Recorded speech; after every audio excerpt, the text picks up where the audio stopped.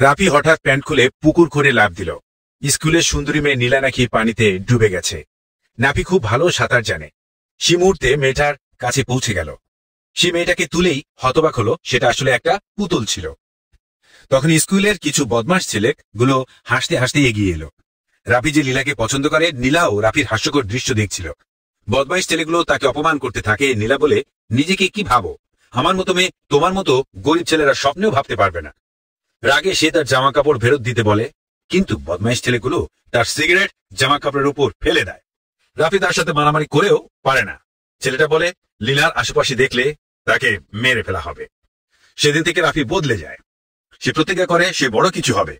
নীলা আর ডন দুইজনকে এর মূল্য দিতে বাধ্য করবে। হঠাৎ কিছু একটি তার দেহের ভেতর ঢুকে পড়ে। অন্য জগতের জীব তাকে বলে, আমরা তোমার শক্তি দুজনে ভাগ করে ব্যবহার করব। তারপর রাফির শরীর অদ্ভুত শক্তিশালী হয়ে যায়। এরপর সে ডনের লোকেদের মেরেই ভাগিয়ে দেয়। এটা দেখে নীলা প্রমথবার তাকে অন্য চোখে দেখে। এরপর ডন একটা ধনী মেয়েকে প্রপোজ করে দেয়।